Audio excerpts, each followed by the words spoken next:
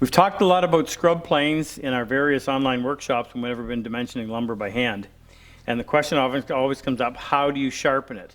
And the reason why there's so many queries on that is if you look, the blade is not straight on the end or square, it's actually a convex grind. Now, there's a reason for that. It allows you to go in and remove material from a specific area, and you can remove a lot of material. Big thick blade because there's a lot of force, so the thicker the blade, the more stable it's going to be in use.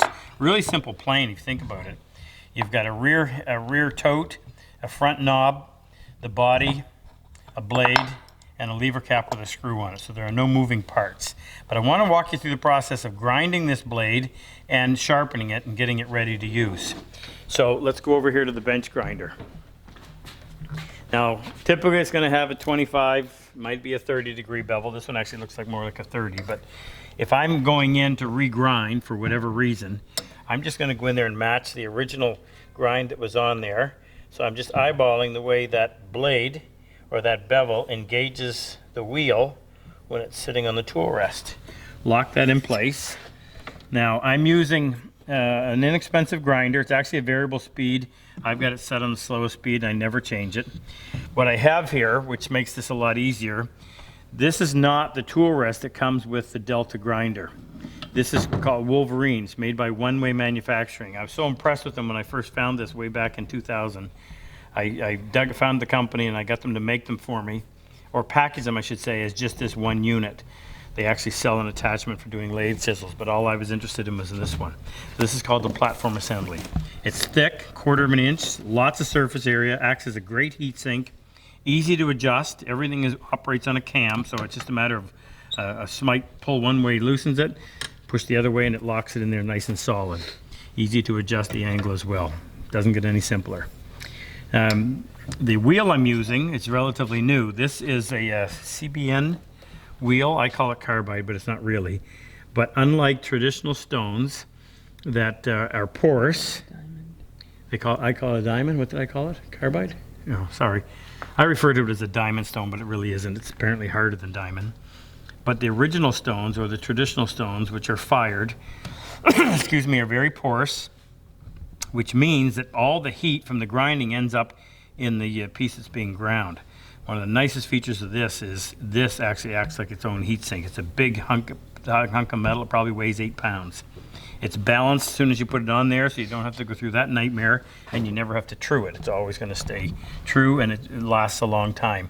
There is abrasive on the face and on one side, so you can use it to go into a corner if you need to.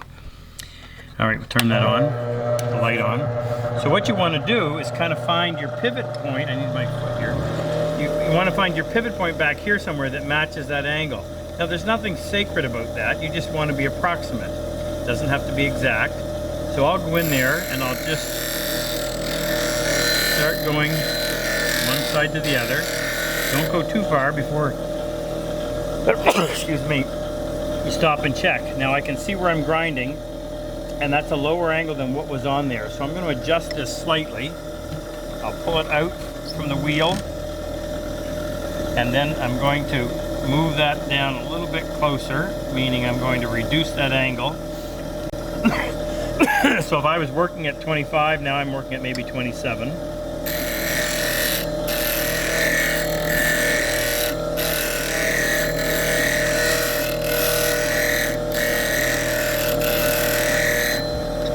Have a look.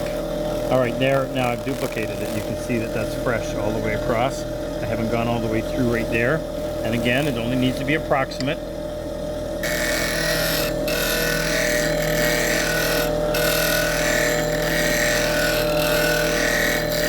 Very light pressure into the wheel. What's amazing about this is, as I told you, that's barely warm. In fact, I can easily hold on to it. You do that with a traditional stone, and you may have already had to dip it a couple of times to cool it down. And you certainly wouldn't be holding it with your bare hands. So I'm pivoting from somewhere back here, whatever seems to match that angle.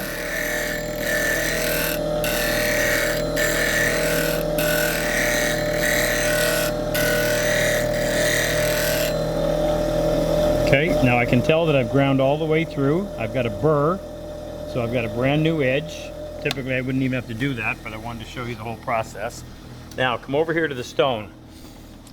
What I'm doing with this plane is never going to be a finished surface. There's always going to be follow-up with another plane to perfect it. So I don't need this thing to be cutting or ground to 16,000 grit. So the only stone I'm going to use, and this is where the diamond plate by Trend is so effective, because if you try doing this with water stones or even ceramic stones, you'll find sometimes that you actually end up digging into the stone. That's not going to happen with this. I'll lubricate it with hone right. Now I'm going to reference off my primary bevel just like every other plane. The only part that touches is right out here. I'll reference off my primary bevel, and once I find it, I'm going to come way over here to my left side. I'm going to raise up a little bit, and I'm going to start doing little circles. Now I'm just concentrating right here, but as I'm doing these little circles, and you want tight circles. If you get too big, you're going to be floating your angle like this. But tight circles will keep that fairly consistent. So I'm on the far left. I'm rolling around the edge. Now I'm making contact about half an inch away from the far left. Keep going.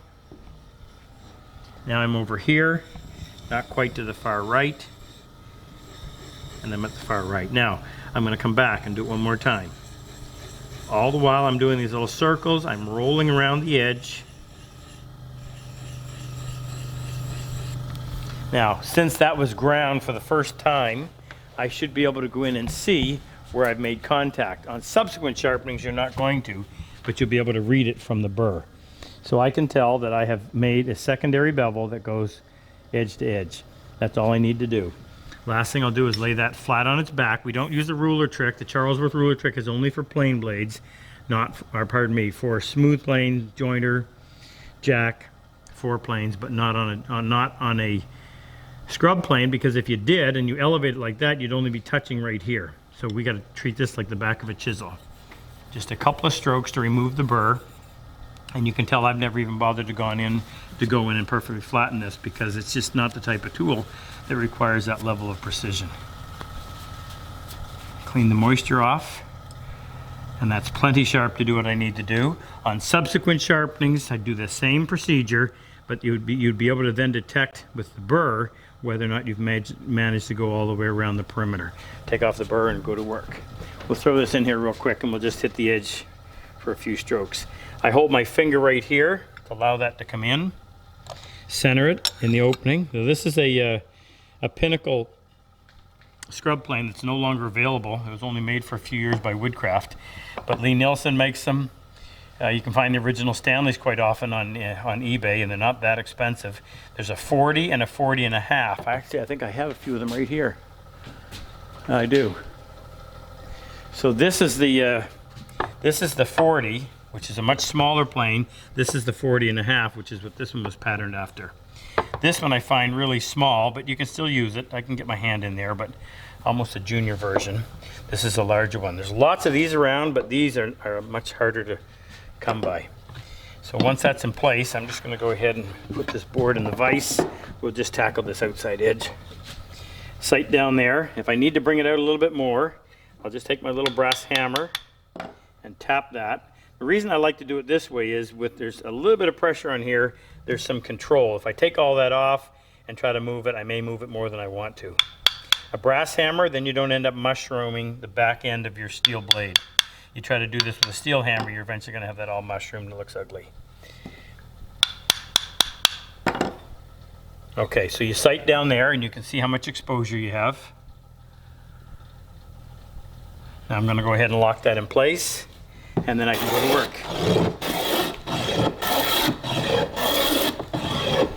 That's very easy to push. I could take a lot more than that. I'll back that off a little bit. If I had to move a lot more material. Nice thing about it is you can pull as well as push. There's a big open throat, so it clears material quickly. And it's fun to use. One more function that you can use with it, in addition to prepping stock, I sometimes like to do things that people don't expect. So here on a drawer, on the bottom, I don't know if you can tell in the video or not, but I've left it right off of the scrub plane. And typically on what I would call farm furniture, that was never going to be seen. The back of the drawer is never going to be seen. So instead of going through all the work to prepare that, that would often be left rough. Never was going to be touched. Anyway, lots of uses. Great tool, give you some good exercise. Pick yourself up a scrub plane. You'll be glad you did.